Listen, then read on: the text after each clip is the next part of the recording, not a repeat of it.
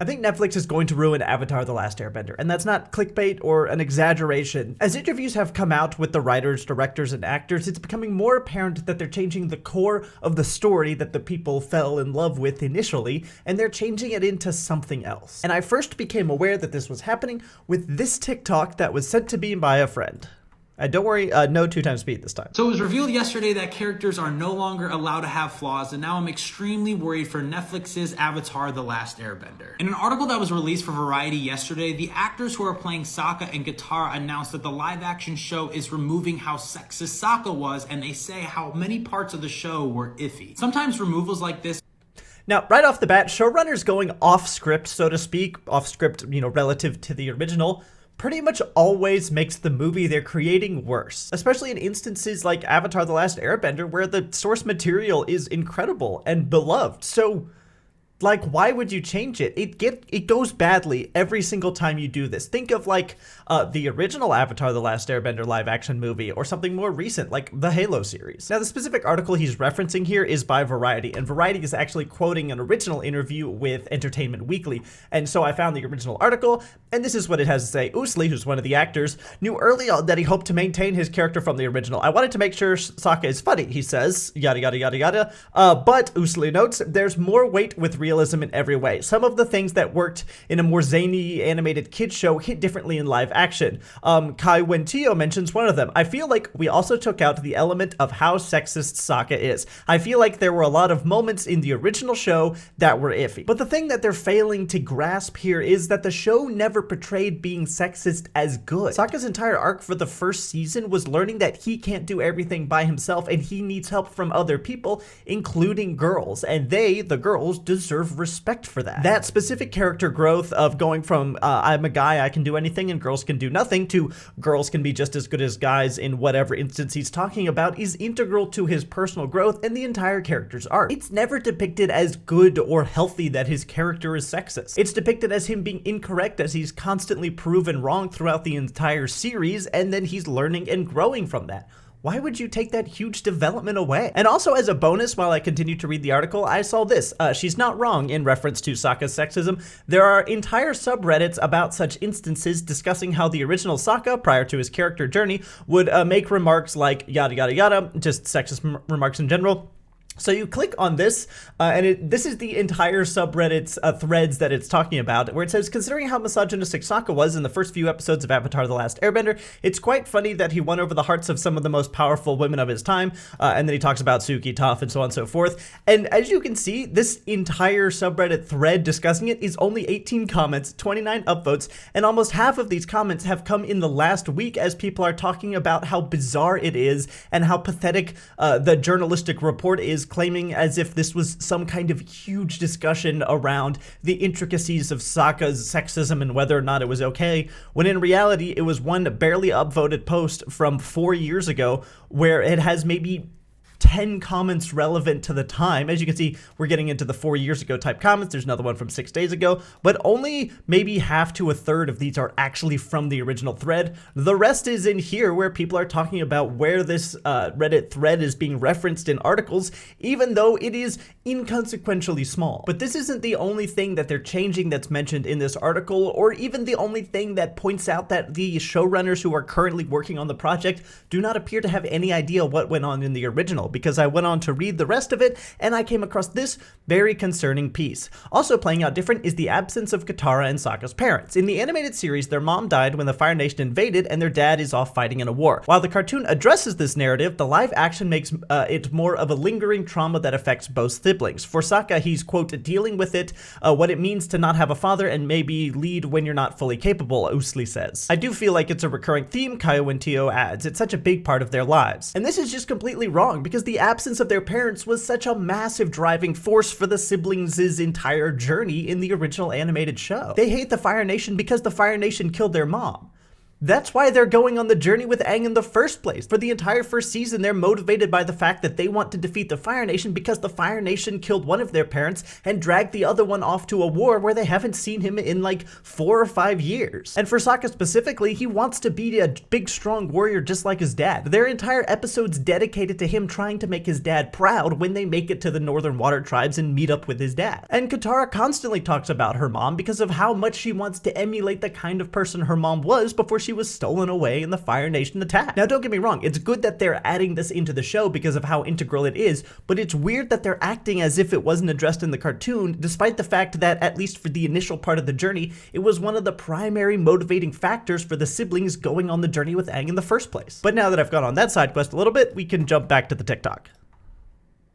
Sometimes removals like this are extremely necessary when the issues are not addressed at all. But that's not the case with Avatar: The Last Airbender. In the first episode of the show, Katara literally calls her brother sexist, and this is such a huge moment because her anger is the reason why Aang is released from his hibernation state. But my biggest issue for the removal is in regards to episode 4, The Warriors of Kyoshi. Here, Sokka is extremely sexist and has a huge issue with women saving him and being warriors. But at the end of the episode, he realizes how dumb his prejudice is and he's so sorry for it. And this right here is the building block between the relationship of Suki and Sokka, which is so important to the show. Sexist. And something that's not mentioned here is that this show is intended for kids. Kids who probably at the age of, 8 to 14 who were watching this at the time when it aired originally would have probably had a lot of the same beliefs that Sokka did, where women can't play sports with the boys or women can't do all the things that the boys do. So for the showrunners to be able to address this kind of thing like sexism as it takes place in very young males in a way that they would be able to understand and relate to without it being weird or preachy was absolutely huge. And just because the fans are adults now and should be aware that things like sexism are wrong and bad doesn't mean that character growth has to go away. Sokka in the show is still like 11 to 13 years old with these problematic beliefs. There's the same starting point in the animated show as there is in this live action remake. Is a flaw, and characters need to have flaws, but those flaws also need to be addressed, and that is called character development, and that makes your characters and your show interesting. I want to let you all into a writer's room for a little bit. This is how you build an interesting character. We're jumping over here into Microsoft Paint. Let's say this is Sokka. To make an interesting character, you need 4 things: strengths, weaknesses, objectives, and obstacles. A strength is what they're good at, the weaknesses is what they're bad at, the objective is the thing that the character is ultimately trying to get, and the obstacle is specifically the reason why the character hasn't already accomplished their objective, and that obstacle should be related to the character's weaknesses. I was just realizing I didn't give him arms. There we go. So in the case of Sokka, his strengths might be his intelligence. I know he's a little bit goofy, but overall his plans seem to work in the moments where they matter. His loyalty, and we'll say perseverance. He doesn't really die. Don't judge my spelling. There's no autocorrect to Microsoft Paint. And then his weaknesses might be things like overconfidence. He thinks he can do things that he just can't. Sexism, that's a legitimate weakness that plays a role in the series. Lack of powers. He doesn't have any bending powers. He's one of the few main characters that pops up consistently that does it in this way. And then we're going to say age, because he's not able to fight the Fire Nation as well as he would like because he's smaller and weaker than they are and less trained. Now he's got his objective, which is two things in the show: make his dad proud, and that's by becoming a leader, and get Aang to the Northern Water Tribe. And now that we've got his objective, his motivation, what he's trying to do, his obstacle, why has he not already done that? Well, frankly, he doesn't know how. He keeps messing up, and the Fire Nation is better equipped and keeps getting in their way. So now you've got all the building blocks you need. So you start with his strength, and then you go up to his weakness. Oh no, this is what he's bad at. Then you come over to what he's trying to do, his objective, and then down to his obstacle, why he hasn't completed it. And this is a full character arc. This is all the things you need to make a well-rounded character to build your story around. If you take one of these out, for example, maybe he's not overconfident or sexist, then you lose out on an essential piece of the character, and then the rest of this doesn't really matter. Who cares if he's good at stuff if he doesn't have stuff that he's bad at in order to counterbalance and make him someone who's relatable or at least understandable as a character? Then you don't have a good character. Without any one of these 4 aspects, It's just boring. Nobody wants a perfect person that can do everything well the first time around, and that's the primary issue I had with Rey Skywalker in the new Star Wars movies. She was already good at everything, so there was nothing for her to grow in. Now, getting off my high horse a little bit, I started searching around for other interviews with the cast or the crew or the directors or so on to try and see if this is a pattern that's being repeated across other aspects of the show.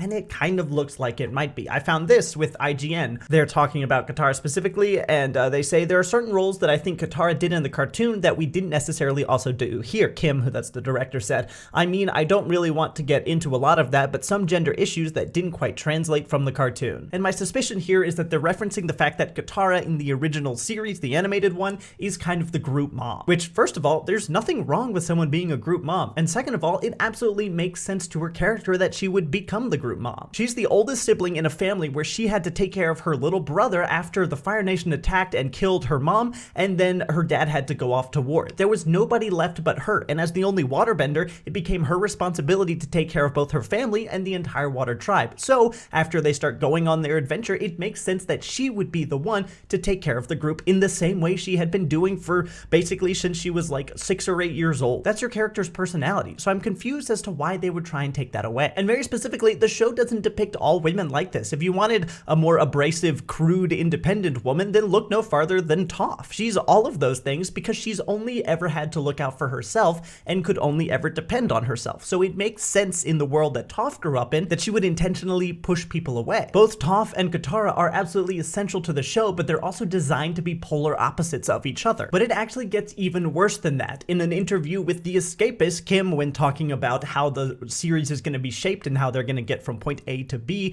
from the beginning of the season to the end of the season, he says, so we decided to make Aang's narrative drive a little clearer. Kim says, in the first season of the animated series, he's kind of going from place to place looking for adventures. He even says, first, we've got to go ride the elephant koi. It's a little looser as befits a cartoon. We needed to make sure that he had that drive from the start. And so that's a change we made. We essentially give him a vision of what's going to happen. And he says, I have to get to the Northern Water Tribe to stop this from happening. That gives him much more narrative compulsion going forward as opposed to, let's make a detour and go ride elephant koi. That kind of thing. So that's something, again, that's part of the process going from a Nickelodeon cartoon to a Netflix serialized drama. But that's Aang's entire thing. He's an overwhelmed kid who does not know how to handle this massive amount of responsibility he's been given. He runs away and seeks distractions because he specifically doesn't know what to do. His character arc is learning to face his destiny and do what's right even when it's hard or he doesn't want to. Now, for those of you keeping tally, so far we have looked over them ruining Sokka's character arc because learning and growing is bad, apparently, ditching Katara's personality because I guess being maternal is also bad, and redoing Aang's motivations because I guess getting overwhelmed with life's responsibilities when you're 12 years old is wrong or bad somehow, which, let me tell you, really good messages being sent there. I, along with I assume many of you, were really hopeful for the show when it was announced back in like 2019. But with the benefit of 2020 hindsight, I guess the red flags were there from the beginning. Netflix's Avatar boss says making live-action series after the original creator's leftover creative differences was, quote, absolutely daunting. You'd have to be an idiot not to be intimidated a little bit, Kim says. My first reaction after hell yeah was, oh shit, do I really want to do this?